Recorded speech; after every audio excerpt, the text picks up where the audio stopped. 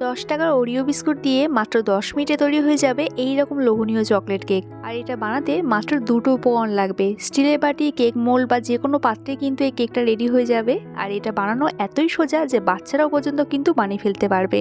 ভীষণই soft spongy এই chocolate কেকের একবার স্বাদ পেলে দোকান থেকে আর কোনোদিনই চকলেট কেক কিনে আনবেন না। চলুন দেখে নিই আজকের এই 10 মিনিটে চকলেট কেকের রেসিপিটা। আজকের কেকের জন্য আমি 10 টাকা দামের চকলেট ফ্লেভারের ওরিও বিস্কুট নিয়েছি 4 প্যাকেট। তবে আপনারা কিন্তু যে কোনো ধরনেরই চকলেট ফ্লেভারের বিস্কুট নিতে পারেন। সবার আগে 4 প্যাকেট বিস্কুট একটা বাটির মধ্যে ঢেলে নিলাম। এবার বিস্কুটগুলো একটু হাত দিয়ে ভেঙে নেব। খুব একটা মিহি করে ভাঙার দরকার নেই, জাস্ট একটু ভেঙে নিলেই হবে, যাতে মিক্সার গ্রাইন্ডারে দেওয়ার ফলে ব্লেন্ড করতে সুবিধা হয়, তাড়াতাড়ি হয়ে যায়। তো এই অবস্থাতেও কিন্তু আপনারা ব্যাটারটা তৈরি করে নিতে পারেন, তবে আমি খুব তাড়াতাড়ি হবে বলে এই প্রসেসটা করছি। তো ভাঙা বিস্কুটগুলো একটা মিক্সিং জারের মধ্যে এরকম দিয়ে দিলাম। এই সাথে আমি একটু এখানে দুধ অ্যাড করব। দুধটা অবশ্যই জাল দিয়ে নিয়েছি এবং দুধটা হালকা গরম থাকতে হবে, তাহলে বিস্কুটগুলো খুব তাড়াতাড়ি দুধের সাথে মিশে যেতে পারবে। আমি এখানে হাফ কাপ দুধ দিয়েছি, তবে একটু কম বেশি হতে পারে। ব্যাটারের থিকনেসটা দেখে আপনারা বুঝতে পারবেন কতটা কীরকম দুধ দিতে লাগবে। এখানে মিক্সারটা রেডি হয়ে গেছে। আর একটু আধটু যদি বিস্কুটের টুকরো থেকে যায় তাতে কিন্তু অসুবিধা নেই, যেহেতু বিস্কুট খুবই নরম, দুধের সাথে কিন্তু ইজিলি মিশে যাবে। ব্যাটারটা একটু সাইডে রেখে আমি এবার স্টিলের বাটিগুলো একটু রেডি করে নেবো, যেখানে আমি কেকগুলো তৈরি করব।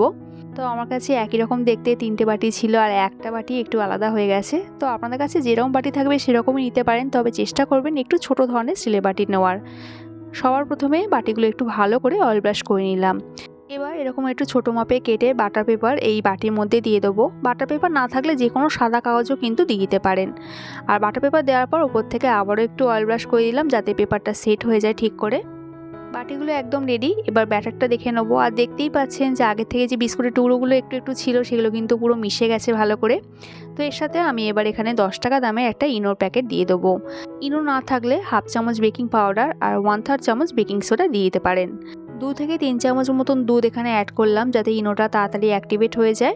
এবার একটা এরকম হ্যান্ড উইক্স দিয়ে খুব ভালো করে মিক্স করে নেব। বিস্কুট যেহেতু মিষ্টি, তাই আলাদা করে এখানে আর চিনিটা দিলাম না। আর লিকুইড দুধের বদলে আপনারা গুঁড়ো দুধ দিয়েও এই মিক্সারটা রেডি করতে পারেন। সেক্ষেত্রে 10 টাকা দামের গুঁড়ো দুধের 2 প্যাকেট হাফ কাপ গরম জলে গুলে নিয়ে মিক্সারটা রেডি করে নিতে পারেন। ব্যাটারটা রেডি হয়ে গেছে। আর ব্যাটারের থিকনেসটা ফাইনালি দেখুন ঠিক এরকমই হবে। কেকের ব্যাটার সম্পূর্ণ রেডি। আর দেখলেনই কটা উপকরণ লেগেছে ব্যাটারটা তৈরি করতে। তো এবারেই 1 হাতা করে ব্যাটার এই বাটির মধ্যে দিয়ে দেবো। প্রতিটা বাটির মধ্যে আমি 1 হাতা করে প্রথমে ব্যাটারটা দিয়ে দিলাম। সমস্ত ব্যাটারটা দিয়ে দেওয়ার পরে একবার এরকম বাটিটা একটু ড্যাব ড্যাব করে নিলাম, যাতে সেট হয়ে যায়।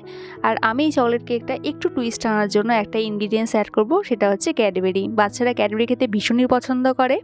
একটা করে এরকম ক্যাডবেরি পিস দিয়ে দিলাম। আপনারা কিন্তু এর থেকে বেশিও ক্যাডবেরি দিতে পারেন, আবার ক্যাডবেরি ছাড়াও এটা তৈরি করতে পারেন। ওপর থেকে আবারও 1 হাতা করে ব্যাটার দিয়ে দিলাম। আর বাটির মধ্যে ব্যাটারটা কিন্তু এরকম একটু খালি রেখে ঢালতে হবে, যাতে কেকটা তৈরি হওয়ার জন্য স্পেস পায়। আবারও একটু এরকম ড্যাব ড্যাব করে নিলাম। আর আজকে কেকটা আমি কিন্তু বেক করব না, স্টিম করব। তার জন্য এরকম একটা ফুটো থালা নিয়ে নিয়েছি, আর থালার মধ্যে 4টে বাটি বসিয়ে নিলাম। একটা পাত্রে একটু বেশি করে জল বসিয়ে দিয়েছিলাম গরম হওয়ার জন্য। জলটা যখন ঠিক এরকম ফুটতে শুরু করবে, তখনই বাটি সমেত ফুটো থালাটা এর ওপর বসিয়ে দিতে হবে। গ্যাসের ফ্লেমটা এই সময় একদম হাইতে রাখতে হবে। কভার করে দেবো স্টিম হওয়ার জন্য জাস্ট 10 মিনিটের জন্য। 10 মিনিট বাদে কভারটা খুলে নেব আর চেক করে নেব যে কেকটা ঠিকঠাক রেডি হয়েছে কিনা। দেখে বুঝতে পারছেন কেকটা কতটা লোভনীয় হয়েছে। এবার এরকম একটা টুথপিকের সাহায্যে দেখে নেব যে কেকটা ঠিকঠাক বেক হয়েছে কিনা। আর কেকটা কিন্তু একদম ঠিকঠাক রেডি হয়ে গেছে। হাত দিয়েও চেক করতে পারেন, হাতে যদি কোনো চিটচিটে ভাব না লাগে বুঝবেন কেকটা ঠিকঠাক রেডি হয়ে গেছে। তো আমি এই অবস্থায় বাটিগুলো নামিয়ে নিলাম। গরম অবস্থাতেও কিন্তু এই কেকটা খেতে পারেন, সেটাও কিন্তু দারুণ সুস্বাদু হয়। গরম ঠান্ডা যেটা খুশি আপনারা খেতে পারেন।